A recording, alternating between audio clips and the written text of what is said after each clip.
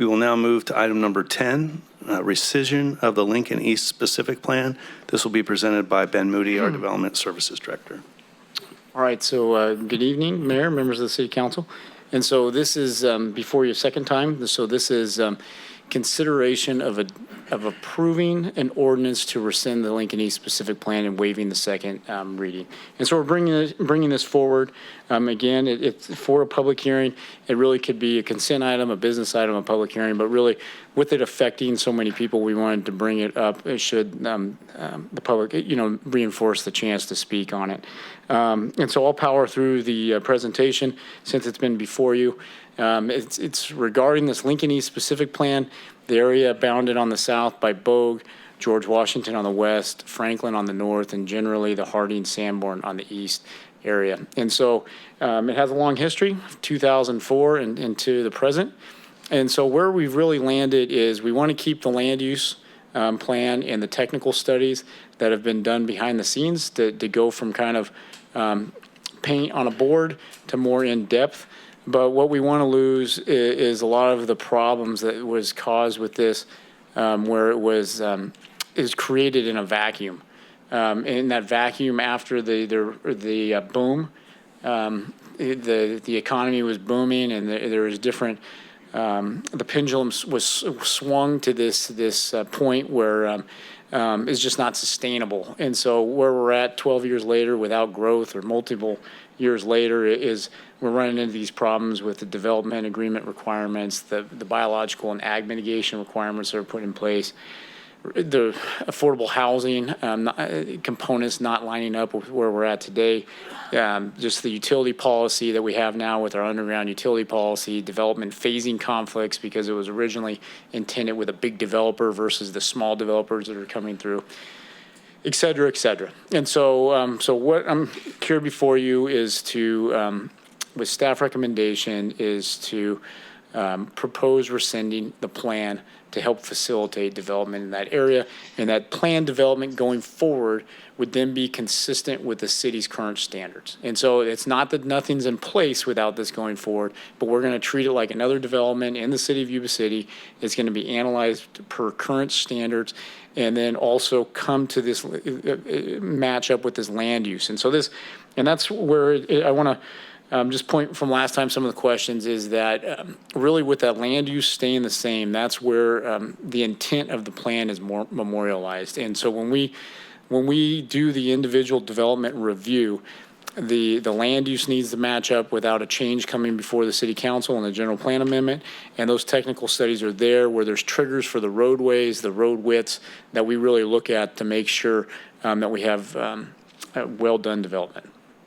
So with that, I'd be happy to answer any questions. Thank you, Mr. Moody. Before we open it up to public comment, any questions from the council? All right, I have a speaker card from Ms. Essman.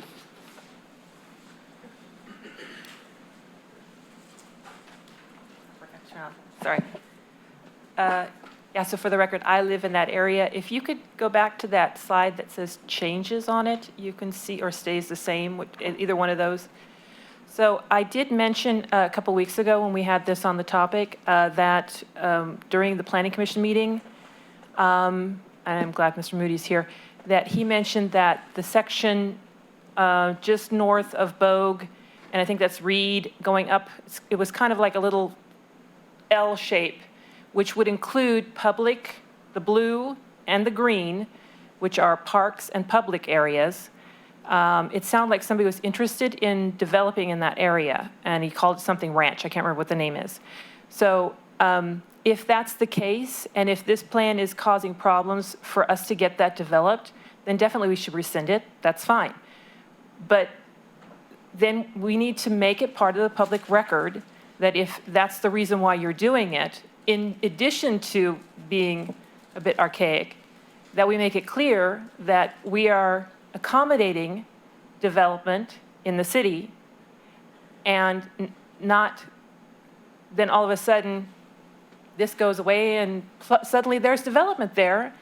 That's because that's not the message that he was giving to us throughout this presentation. He was saying that nobody's interested in this area. So which one is it? Is there nobody interested in the area, Or is there a ranch development that might potentially come in that area, and maybe there's a reason for it not being able to work very well because this plan's there. And that's fine if you want to rescind that. But remember, the blue's there and the green's there. And that has to be somehow planned and integrated into that. We can't keep developing in ways where we end up with no parks at the end and no schools in the end. We have to make sure that when development gets done, that we have enough funds for that. We don't have enough room in our high schools. We don't have enough parks. I've been in discussion with Mr. Moody forward something that Mr. McIntyre had. There are parks listed that we have, a municipal service report was done, and in there, there's 3 parks listed, and these are not parks. That acreage was attributed to our city. That's not part of our city. Those are not our city parks. And yet that was attributed to us. So we don't have as much acreage as LAFCO seems to think we do. So I think it's important that if they're going to develop and you want to develop in there, go for it. Even though I'm going to be impacted, I think that's fine because I might get a park out of it. But then make sure when you're changing this, because you could change the zones as well as you can change this once this is gone, that we don't forget there needs to be a school if that's what the plan is, and there needs to be a park if that's what the plan is. Please don't forget that. Thank you. May I ask you a question? So those areas that you're saying are listed as parks but aren't parks, were those joint use facilities with schools? One of them was Yuba City, so that might be, is that a joint use facility? Yes. Okay, and Walton Park, do you know what that is? Anybody know where Walton Park is? Yes. Okay, is that a joint use facility?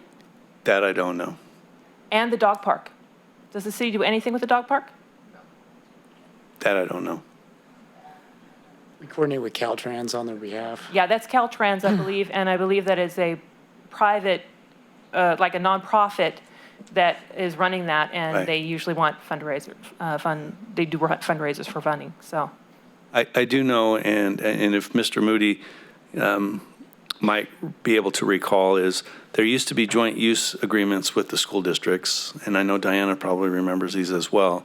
And then all of a sudden, the schools were locked, and we lost those areas for public use. I'm not sure what the status of that is right now, but that's always been of concern to me, is that I'm speaking specifically of places like April Lane, et cetera, that I think were counted as parklands, and please tell me if I'm wrong, but I remember those as from my history with the city.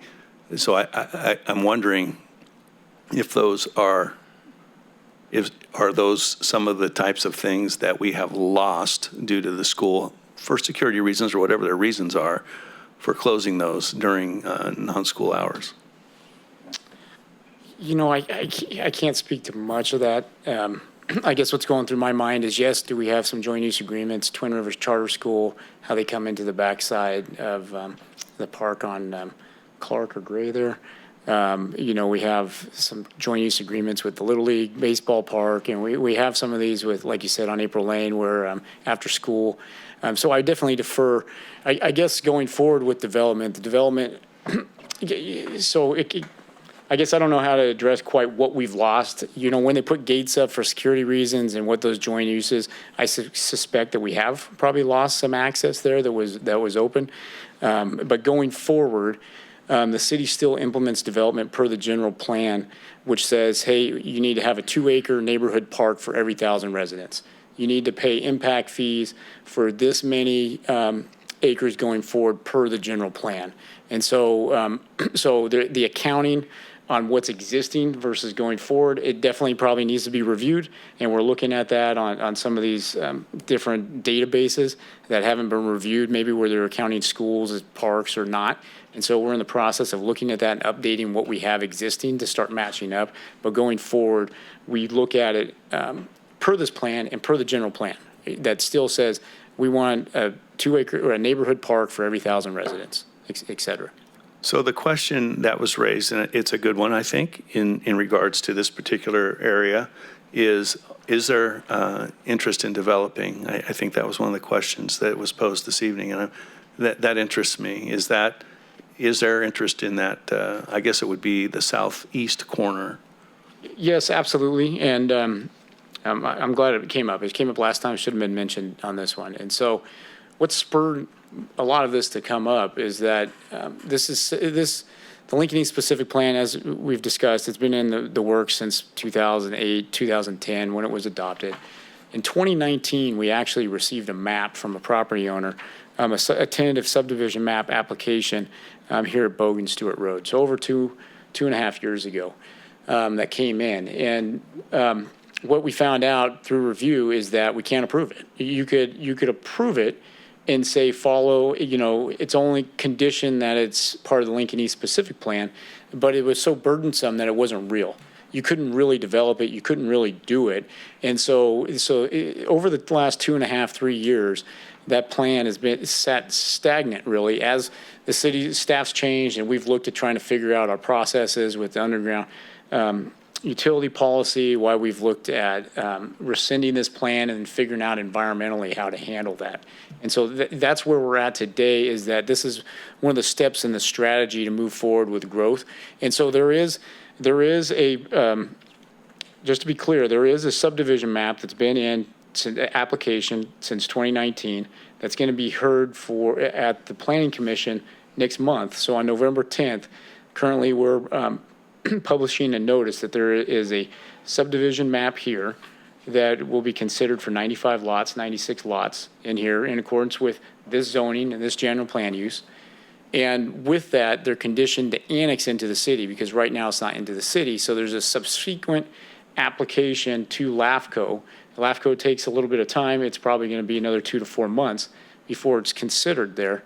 But there's an application, the property owner, they're calling it the Buck Ranch. And the Buck Ranch, they own all this area, probably, I don't have it right in front of me, but if I had to project, it is kind of like an L, where it comes over, comes down, and then it's over. And so their application is in to annex it all in once. And so that doesn't mean development will occur, but it means that they're trying to annex it all in. So they could still grow peaches or the prunes that they have going on. But the development that they're considering right now is this map that was here since 2019. And so with that, we're analyzing that map and reviewing it based on city standards. And so happy to add to that. And definitely with the consideration is where staff and LAFCO needs to be, is what are we going to do? The county wants us to square things off. We usually don't like to jog around. Right now it jogs around the temple. We want to take the entire road so there's not a gap in the maintenance frontages, so we don't have that issue. And then are we going to square this off so it comes across? And so that's some of the stuff that's behind the scenes that we're analyzing.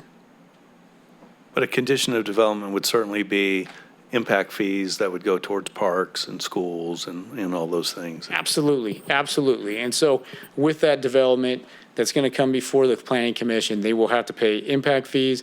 They're adhering to the road standards, everything in there about our drainage and utility requirements, and there's a neighborhood park requirement in there. Thank you. Anybody else? Okay, comment from the public. Anybody online, Sierra? No public comment. Okay, back to the council for potential action. Through the mayor, Yes, sir.